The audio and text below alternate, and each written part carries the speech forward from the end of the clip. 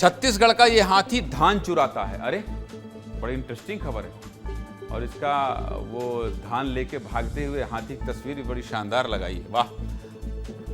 आज आपको एक अनोखे चोर की कहानी बता देता हूं। वैसे चोरी अच्छा काम तो कतई नहीं है, लेकिन ये चोर हो सकता है आपको पसंद आएगा। क्यों पता है? क्योंकि इस चोर का अंदाज बहुत दिलचस्प है। छत्तीसगढ़ के रायगढ़ जिले से बहुत रोचक तस्वीर आई है, विस्तार से दिखा देता हूं। इस तस्वीर को ध्यान से देखिए। आधी रात को गजराज धान खरीदी केंद्र पहुंच जाते हैं और अपनी भूख मिटाने के लिए धान की चोरी कर रहे हैं। खरीदी केंद्र में रखी बोरियों को हाथी अपनी सूंड में फंसाकर उठाने की कोशिश कर रहा है। अभी मैं शराबी हाथी की भी कहानी बताऊंगा। मैं इसके पहले जिस चैनल में था तो मैंने शराबी और नशे में रहने वाले हाथी की कहानी की थी। वो रात को ही आता था, शराब पीता था और चला जाता था। वैसे ही देखिए, दिन में भी तो आ सकता है हाथी, लेकिन रात को आकर धान उठाने की कोशिश कर रहा है। और बोरियों को उठाने के बाद हाथी दबे पांव जंगल की तरफ भाग रहा है। भागते हुए तस्वीर भी देखिए।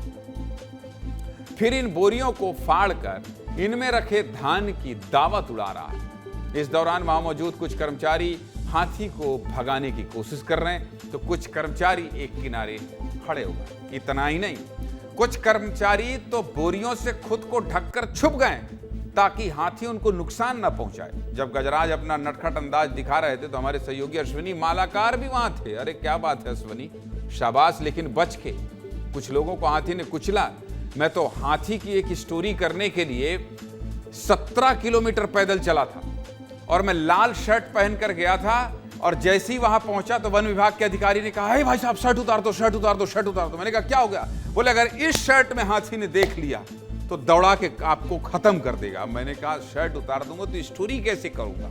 शर्ट उतार के कैसे स्टोरी होगी? फिर मेरे एक सहयोगी थे अमितेश पांडे, तो फिर उनसे मैंने शर्ट चेंज किया और अमितेश पांडे को जंगल में ही दूर रोका और फिर जाके हाथी की स्टोरी।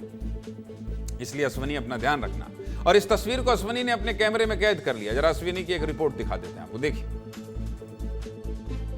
बंगुर सिंह के धान खरीदी केंद्र में है। धान खरीदी केंद्र में हाथी कैसे धान लेने पहुंचते हैं उसी की तस्वीर दिखाता हूं। ये देख लीजिए तस्वीर की हाथी कैसे अपने सूंड से जो धान की बोरियां रखे हैं उसे लेकर जा रहे हैं। तो ये लाइव तस्वीर केवल और केवल विस्तार न्यूज पे आप लोगों को दिख पाएगा, क्योंकि जहां हाथी पहुंच रहा है देर रात वहां हम कवरेज करने पहुंच रहे हैं कि ताकि तस्वीर आप लोगों को दिख पाए। कई दिनों से हाथी यहाँ पहुंच रहे हैं, बोरियों को लेके जा रहे हैं। तो देखिए वो हाथी बोरी पकड़ लिया है और बोरी लेके कैसे जंगल की ओर भाग रहा है। अपने पैरों के सहारे से बोरियों को फाड़ रहा है और बोरी फाड़ कर फिर हाथी है उसे दावत उड़ाने वाला है।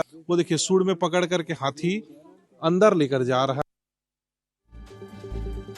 ये पूरी घटना बंगुरसिया धान खरीदी केंद्र की। यहाँ पिछले 8 दिनों से लगातार हाथी पहुंच रहे हैं और अब तक हाथी करीब 50 बोरी धान ले जा चुके हैं। अरे भाई 50 बोरी धान, कहीं प्रबंधक सस्पेंड ना हो जाए, कहते हैं भ्रष्टाचार हुआ है। ये बताइए, हाथी चोरी करे तो अश्विनी मालाकार हैं जो पकड़ लिए।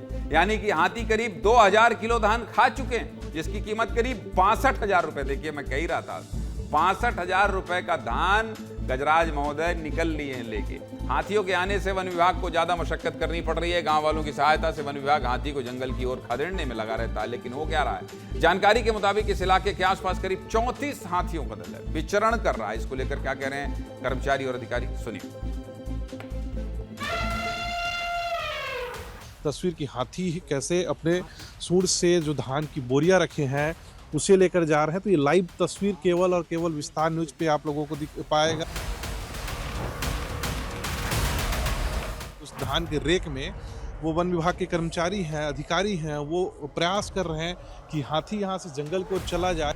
आग लेकर आप पहुंच रहे हैं, लोग इसलिए पहुंच रहे हैं कि हाथी आग से डरे और भाग जाए। कैसे बैठे हैं बोरी ओढ़कर, ऐसा लग रहा है कि धान की बोरी रख दिया है। कहाँ से आए हो हाथी देखने? गढ़झरिया से। हाथी को भगाना चुनौती का काम ही है, जान माल, क्योंकि गांव वालों को भी देखना है, हाथी को भी देखना है।